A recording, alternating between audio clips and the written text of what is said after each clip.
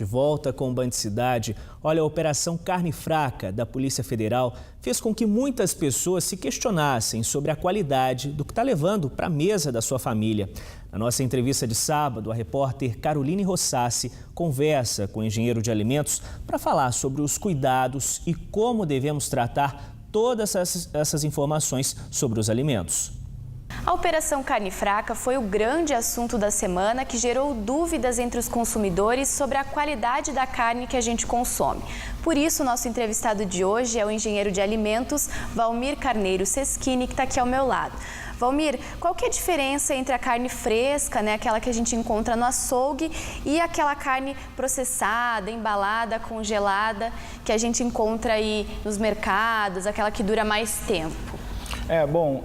Muitas vezes a diferença que a gente vai ter vai ser na embalagem, a carne congelada, Sempre que você congela um alimento, ele vai ter uma durabilidade maior, mas você também muda um pouco as características da carne. A gente costuma comprar aquela carne, que vem embalada, muitas vezes a vácuo, que é a carne resfriada, E ela teria uma garantia maior. A gente tem o sistema de inspeção federal, a gente tem o selo do CIF, que garantiria uma qualidade que a gente sabe do animal, por exemplo, aquele brinquinho que muitas vezes tem ele, que ele vai indicar a rastreabilidade. Então, se o animal tomou todas as vacinas, os cuidados que foram tidos com esse animal do momento do nascimento até o momento do abate, mas a gente não pode querer culpar toda uma cadeia produtiva, séria que a gente tem no país, com pessoas sérias trabalhando, inclusive um fiscal que denunciou, por estar insatisfeito com isso que está acontecendo. Então a gente pode sim, comer o nosso churrasquinho do fim de semana, mas sempre buscar o quê? Uma carne que você saiba a origem dela.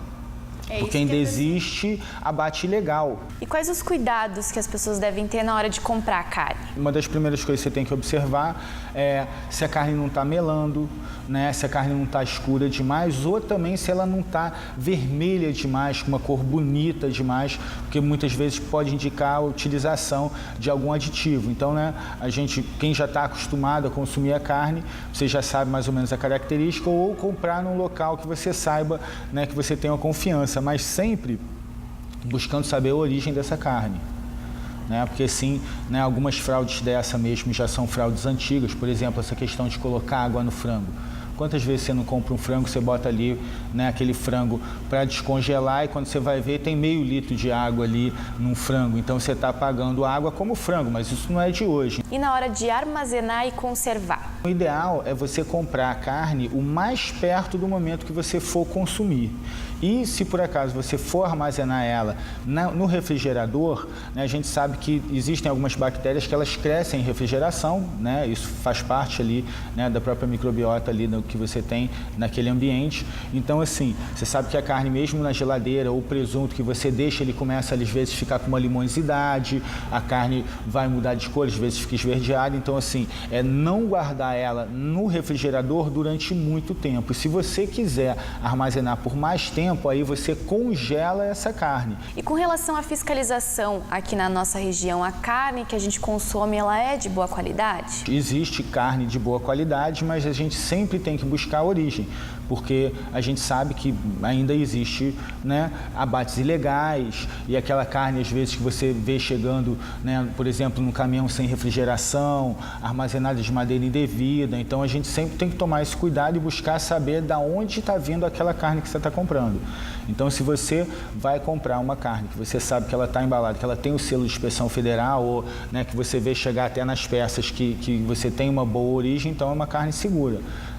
E o sistema de fiscalização, a gente sabe que é um bom sistema, que a gente tem que confiar nele, mas sempre pode haver falhas. Então, assim, o consumidor também tem que ter essa função de fiscalizar o próprio mercado aonde você está comprando aquele produto. Se o consumidor comprar uma carne e depois que chegar em casa perceber que essa carne não é de boa qualidade, o que ele pode fazer? Eu acredito que, primeiramente, ele tem que voltar no posto de venda, reclamar, e pedir ou o seu dinheiro de volta ou trocar por um outro produto, Sempre, claro, antes verificando validade, verificando essas características que a gente comentou.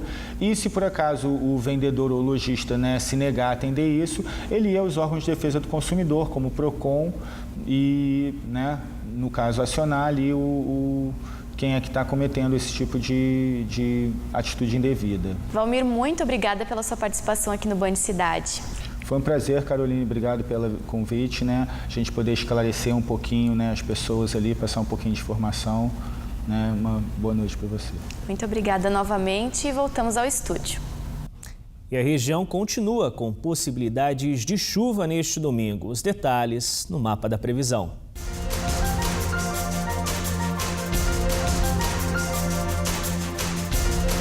Na Serra da Mantiqueira, em Campos do Jordão, os termômetros registram mínima de 11, máxima de 23 graus.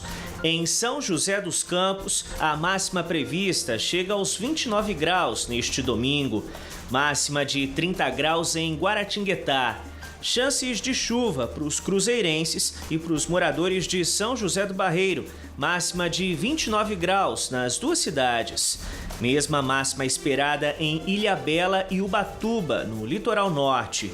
Em Cachoeira Paulista, hoje fez 29 graus, mesma temperatura máxima prevista para amanhã. Em São Luís do Paraitinga, nada de chuva na Terra das Marchinhas. Previsão de sol entre nuvens com máxima de 29 graus. De volta ao litoral, Caraguatatuba registra mínima de 18 e máxima de 30 graus. Depois do intervalo, a história emocionante de uma das celebridades do Carnaval Carioca na década de 60 e que agora é missionária em Cachoeira Paulista. Se você ainda não a conhece, vai saber mais sobre a Maria Lata d'Água. Voltamos já já. Hora certa para você, 7h08. Lata d'água na cabeça, lá vai Maria, lá vai Maria.